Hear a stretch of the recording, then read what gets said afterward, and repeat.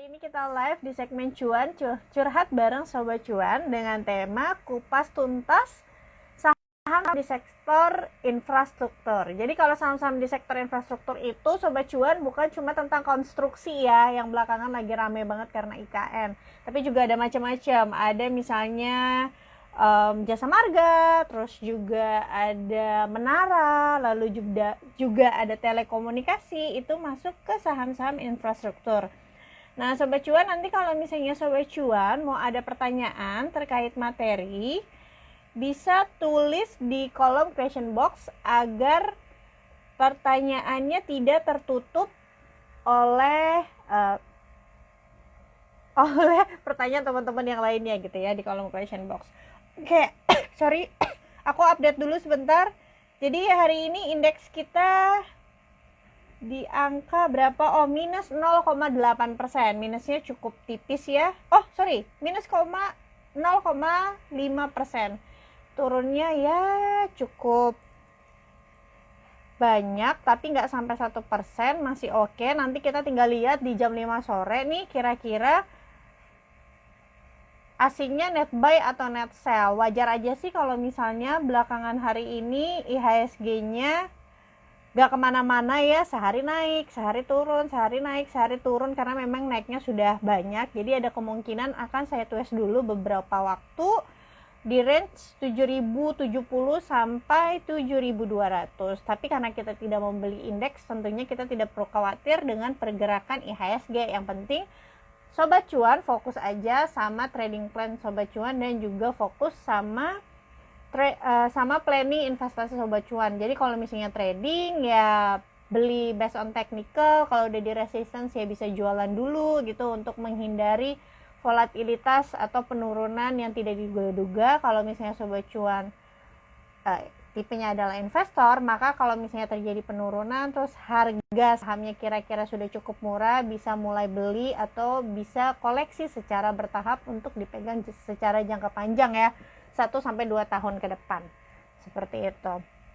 Nah, sebelum kita masuk ke pembahasan infrastruktur, saham-saham di sektor infrastruktur nih, kita mau review sedikit ya pernyataan dari Pak Jokowi terkait dengan RAPBN tahun 2023. Jadi kalau Sobat Cuan mungkin ngikutin, ternyata kalau COVID dikurangi, bahkan kalau nggak salah ya, stimulus untuk COVID sendiri sudah dihilangkan. Nah, fokus utama dari Pak Jokowi di tahun 2023 salah satunya adalah untuk infrastruktur, di mana anggaran untuk infrastruktur sendiri naik sebesar 7,7% menjadi 392 triliun. Memang sih angka 392 triliun ini mengalami kenaikan ya sedikit dibanding tahun 2021 anggarannya, tapi sebenarnya nih kenaikannya itu tidak lebih tinggi dibanding anggaran infrastruktur tahun 2018. Jadi sebenarnya anggaran infrastruktur kita tuh belum kembali ke angka pre-covid ya, 2018 2019. Bahkan 2018 tuh kalau nggak salah anggaran infrastruktur kita sebesar 394 triliun. Jadi bedanya itu sekitar 2 triliunan ya, 2 triliunan lebih rendah saat ini. Jadi ya kalau misalnya dibilang prospek banget untuk infrastruktur kita, ya enggak juga gitu. Karena kemarin di tahun 2021 pemerintah banyak fokus ke COVID-19, jadi seakan-akan infrastrukturnya yang sekarang naik, tapi secara tren sebenarnya belum kembali ke pre-COVID, seperti itu. Nah, mungkin kalau infrastruktur sendiri anggarannya itu kan banyak ya Sobat Cuan, nggak cuma ke konstruksi gitu. Tapi kalau untuk yang ke konstruksi itu biasanya masuknya ke Kementerian PUPR. Nah, anggarannya sendiri itu 125 triliun. Ini sudah termasuk ke IKN sebesar 20 triliun untuk membangun sarana dasar kawasan inti pemerintah pada tahun depan. Nah, jadi tergantung nih, kebetulan tadi ada yang nanya nih, siapa namanya? Arwani Miftah, saham yang ikut IKN itu ada saham apa aja. Nah, kebetulan nanti kita akan bahas ya kira-kira sahamnya ada apa aja. Oke, sebelum kita lanjut, aku mau jawab pertanyaan dari Sobat Cuan dulu. Oke, wah ini banyak yang nanya tentang waskita ya. Jadi waskita masih nyangkut 50%, bagaimana prospek waskitanya? Right issue waskita apakah menarik? Sebentar, aku cari pertanyaan yang ada waskitanya, mungkin kita bahas yang ini deh.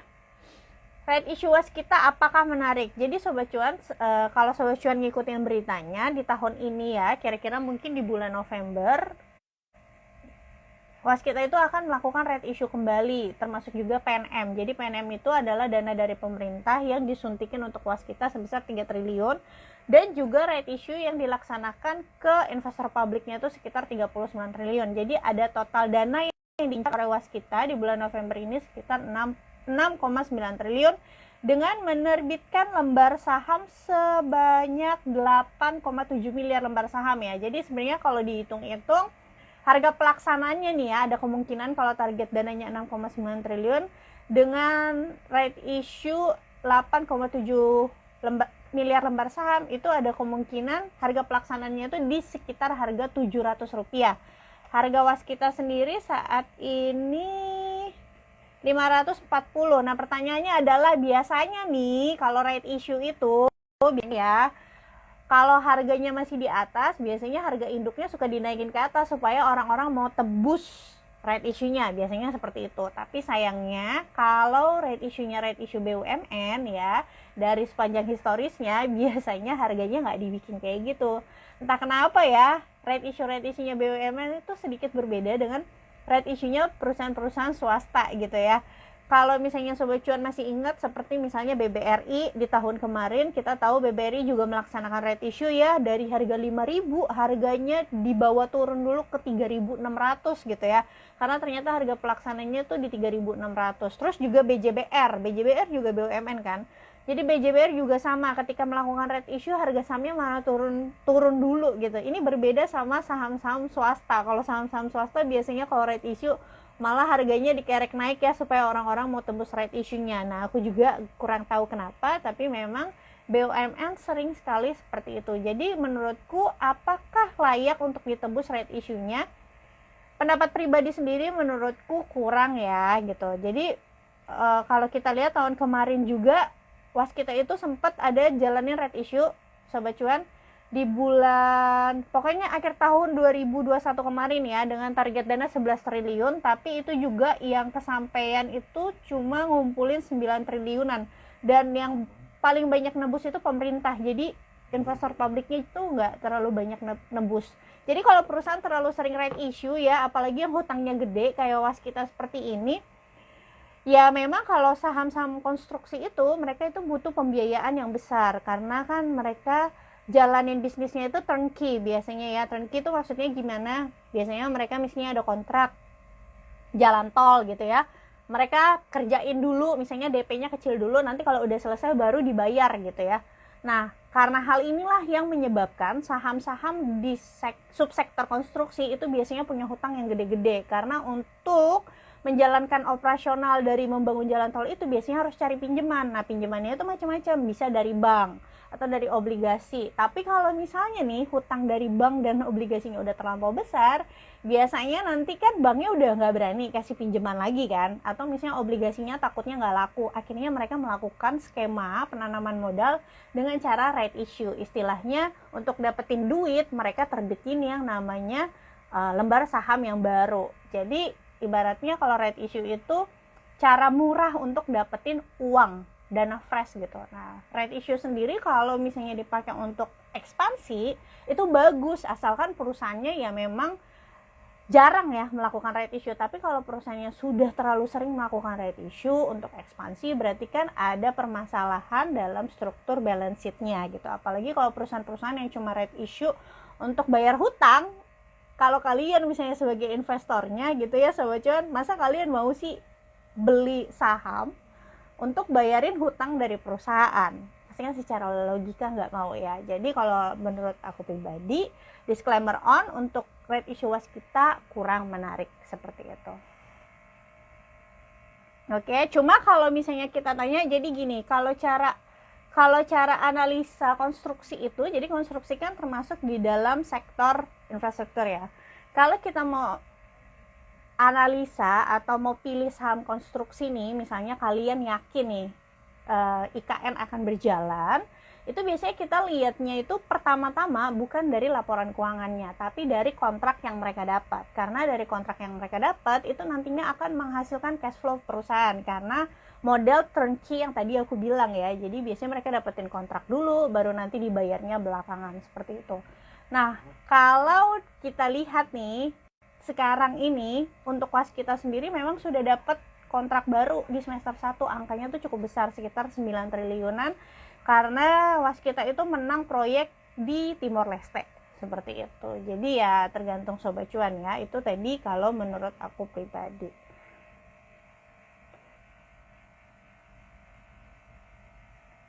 Oke. Suku bunga naik bagaimana dengan saham-saham di industri telekomunikasi? Jadi kalau Sobat Cuan tahu, telekomunikasi juga termasuk ke dalam sektor infrastruktur ya. Jadi telekomunikasi yang di sini mungkin ada dua. Yang pertama adalah provider. Provider tuh kayak Telkom, terus juga Excel, lalu juga ISAT, Friend yang seperti itu ya. Lalu ada juga yang menara atau tower-toweran. Biasanya karena sektor dari infrastruktur sendiri adalah perusahaan-perusahaannya itu jenisnya kapital intensif. Maksudnya kapital intensif adalah perusahaannya biasanya padat modal, jadi butuh banget yang namanya modal besar gitu ya. Contohnya misalnya kayak perusahaan menara gitu atau tower, mereka itu untuk bangun satu tower kan tidak murah. That's why biasanya mereka nerbitin obligasi untuk bangun tower dan lain-lain. Nah, kalau nerbitin obligasi atau ngambil hutang dari bank, tentunya akan terpengaruh oleh kenaikan suku bunga, seperti itu kan. Jadi, kenapa kemarin nih, pas kita awal tahun banyak sekali, even dari tahun 2021, perusahaan-perusahaan menara, seperti misalnya Tower, Tebik, terus juga Friend, terus juga Entel, harganya sempat turun kan, sempat terkoreksi ketika The Fed naikkan suku bunga, karena banyak yang takut apabila naik suku bunga akan mempengaruhi laba bersih dari perusahaan-perusahaan menara, karena perusahaan menara itu adalah perusahaan yang kapital intensif atau padat modal. Nah, pertanyaannya adalah sebenarnya kan balik lagi ya, tergantung sama perusahaannya. Kalau misalnya perusahaan yang ngambil kredit di era suku bunga tinggi, perusahaannya mampu nggak bayar bunganya gitu ya. Nah, kalau seperti ini, Sobat Cuan harus kembali lagi buka laporan keuangan tiap perusahaannya, mana perusahaan yang paling efisien, mana yang hutangnya paling kecil. Atau bisa juga melihat dari kompetensi manajemennya. Misalnya contoh seperti ini ya, kalau kita lihat Tower juga cukup tinggi ya, TWR cukup tinggi, debt to equity rasionya, karena memang perusahaan menara seperti itu. Tapi seperti yang kita tahu, untuk TWR sendiri tidak sulit untuk mendapatkan pendanaan untuk capex-nya. Kenapa? Karena ini adalah salah satu anak usaha dari grup Jarum ya, grup BCA. Jadi mereka punya sister company atau induk company yang kalau bisa dibilang kan, kalau grupnya Jarum tuh unlimited money ya, bisa kapanpun suntikin dana ke TWR. Jadi menurutku sebenarnya kenaikan suku bunga tidak begitu terpengaruh.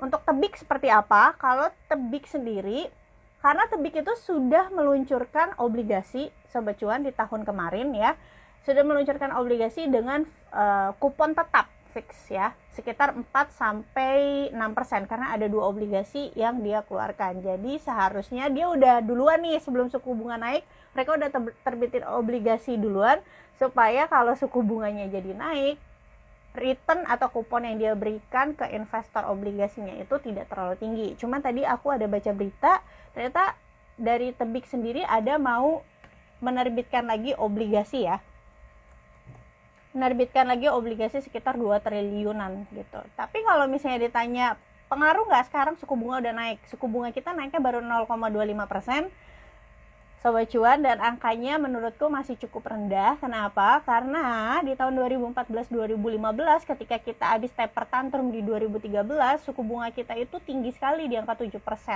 Jadi kalau sekarang hanya baru naik 0,25% alias baru ke angka 3,75%, harusnya itu tidak memberikan dampak yang signifikan ke perusahaan-perusahaan yang padat modal atau yang memiliki hutang besar atau kredit usaha seperti itu. Cuma untuk Tebik sendiri, kalau kita lihat dari struktur teknikalnya, sideways ya dari bulan Juni 2021 sampai sekarang gitu ya, nggak pernah berhasil lewat dari resistance-nya 3.200 gitu. Jadi mungkin banyak investor yang beranggapan bahwa 3.200 itu mungkin sudah nilai wajar dari tebik. Apabila sobat cuan ingin memasukkan tebik ke watchlist-nya, bisa pantau tebik di area 2.700-an, baru itu menurutku bisa dianggap murah. Seperti itu. Oh, tadi untuk tower ya. Kalau tower sendiri sobat cuan udah tahu ya, akan ada tender offer sebesar 5%. Jadi tender offer itu apa? Jadi tender offer adalah ketika pemegang saham pengendali membeli saham dari publik atau misalnya dari pemilik lain yang bukan pengendali gitu. Tapi nilainya sebenarnya nggak gede-gede banget, cuma 5% di harga 1.300. Nah, banyak yang nanya nih ke kami gitu ya, tender offer dari tower sendiri menarik nggak sih gitu ya. Tapi kalau tender offernya di harga 1.300, harganya sekarang di market 1.235, kalau baru masuk sekarang untuk ikut tender offer menurutku sih kurang menarik ya, kecuali sobat cuan kemarin dapatnya ketika harga sahamnya turun di angka 800-an, itu baru menarik. Kalau sekarang jaraknya udah terlalu dekat gitu.